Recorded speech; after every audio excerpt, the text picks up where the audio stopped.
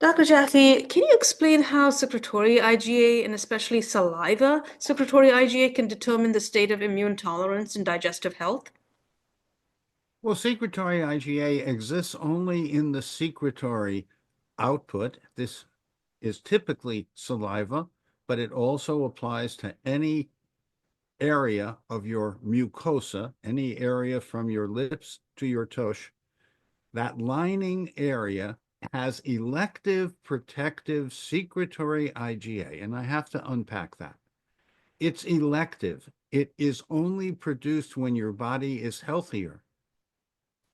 Secretory IgA is an easily measured elective protective immune defense and repair tolerance and digestive health measure. It's your first line of defense in protecting the gut from toxins and foreign invaders, but only if you make it electively. Secretory IgA downregulates pro-inflammatory, harmful responses.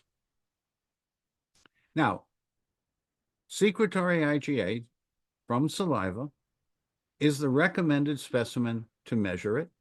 You can measure it in stool.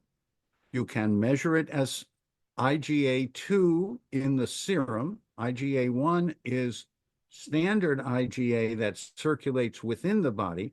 IgA2 is secretory IgA as measured in serum.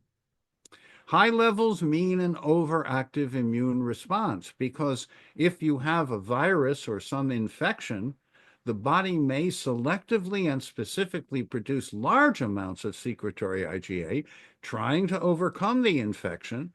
But as long as the secretory IgA is too high, there is need for correction in the digestion, for example, using our digestive quintet.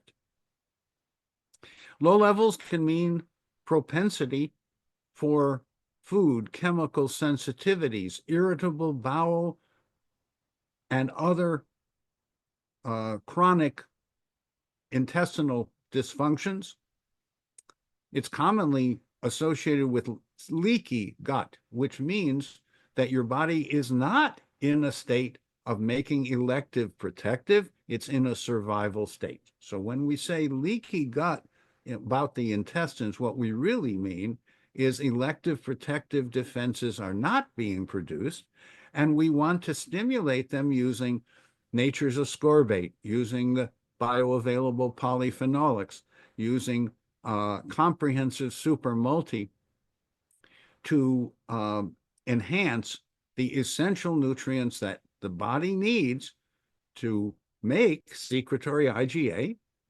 And we want to shift the body into a proactive repair state so that secretory IgA can be healthy, not too little, not too much. It's the Goldilocks scenario once again. And that's why secretory IgA is so important.